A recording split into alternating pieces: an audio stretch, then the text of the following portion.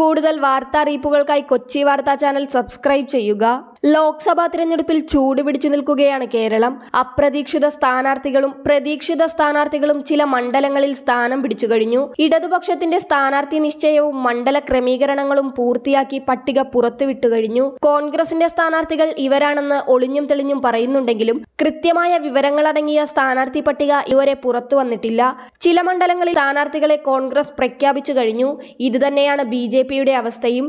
ചില മണ്ഡലങ്ങളിൽ സ്ഥാനാർത്ഥികളെ പ്രഖ്യാപിച്ചെങ്കിലും അന്തിമമായൊരു സ്ഥാനാർത്ഥി പട്ടിക പുറത്തുവിട്ടിട്ടില്ല. തിരുവനന്തപുരത്തും തൃശൂരും ആറ്റിങ്ങലിലുമൊക്കെ ത്രികോണ മത്സരവും പൊരിഞ്ഞ പോരാട്ടവുമാണെന്നാണ് വിലയിരുത്തൽ. എല്ലാ മണ്ഡലങ്ങളിലെയും സ്ഥാനാർത്ഥികളെ നേരത്തെ തന്നെ തീരുമാനിച്ച് അന്തിമ സ്ഥാനാർത്ഥി പട്ടിക പുറത്തുവിട്ട ഇടതുപക്ഷത്തിന് എറണാകുളം മണ്ഡലത്തിൽ ഒന്ന് പാളിയോ എന്ന ചോദ്യങ്ങളാണ് ഉയരുന്നത്.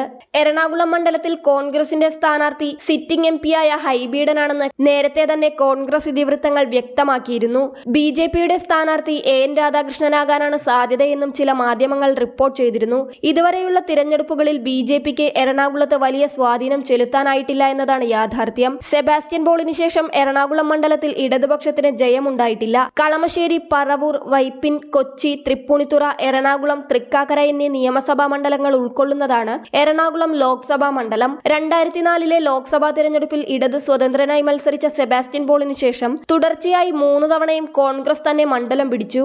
2009 2014 KV തോമസും 2019 ഹൈബി ഈഡനും മണ്ഡലം നിലനിർത്തിയപ്പോൾ ഇടതുപക്ഷം നേരിട്ടത് വൻ പരാജയം. ചരിത്രമെടുത്താൽ കോൺഗ്രസിന്റെ ആധിപത്യം നിലനിർത്തുന്ന ലോക്സഭാ മണ്ഡലമാണ് എറണാകുളം. അത്തരമൊരു മണ്ഡലത്തിൽ ഇടതുപക്ഷത്തിന്റെ സ്ഥാനാർത്ഥിയായി എത്തിയിരിക്കുന്നത് പുതുമുഖമായ KJ ഷൈൻ എന്ന ഷൈൻ ടീച്ചറാണ്. UDFന് മേൽക്കൈയുള്ള VD സതീശന്റെ മണ്ഡലമായ വടക്കൻ പറവൂരിൽ 3 തവണയാണ് ഷൈൻ ടീച്ചർ നഗരസഭയിലേക്ക് ജയിച്ചു കയറിയത്. എന്നാൽ ആ ജയം ഈ തിരഞ്ഞെടുപ്പിൽ ലഭിക്കുമോ എന്ന് കണ്ടറിയണം. ഒരു സർപ്രൈസായാണ് ഷൈൻ ടീച്ചറെ എറണാകുളത്ത് പ്രഖ്യാപിച്ചതെങ്കിലും പുതുമുഖമെന്ന നിലയിൽ ജയസാധ്യതയിൽ ആശങ്ക പ്രകടിപ്പിച്ചിരിക്കുകയാണ് ചിലർ. എറണാകുളം പോലൊരു മണ്ഡലത്തിൽ കുറച്ചുകൂടി പ്രശസ്തരായ സ്ഥാനാർത്ഥികളെ പരിഗണിക്കാമായിരുന്നെന്നും ചിലർ അഭിപ്രായപ്പെടുന്നു. മറ്റ് മണ്ഡലങ്ങളിലെല്ലാം തന്നെ യോജിച്ച സ്ഥാനാർത്ഥികളെ പ്രഖ്യാപിച്ചപ്പോൾ എന്തുകൊണ്ട് എറണാകുളത്ത് പുതുമുഖ സ്ഥാനാർത്ഥി എന്ന രീതിയിലും അഭിപ്രായങ്ങൾ തുറന്നു പറയുകയാണ് ചിലർ. അതേസമയം ഇടതുപക്ഷത്തിന്റെ സ്ഥാനാർത്ഥി എന്ന നിലയിൽ വിജയം സുനിശ്ചിതമാണെന്ന് ഷൈൻ ടീച്ചർ അഭിപ്രായപ്പെടുന്നു. മാറുന്ന രാഷ്ട്രീയ സാഹചര്യത്തിനനുസരിച്ച് അനുകൂല തീരുമാനമെടുക്കുന്ന രീതിയാണ് ജനങ്ങൾ പൊതുവിൽ സ്വീകരിച്ചു വരുന്നത്.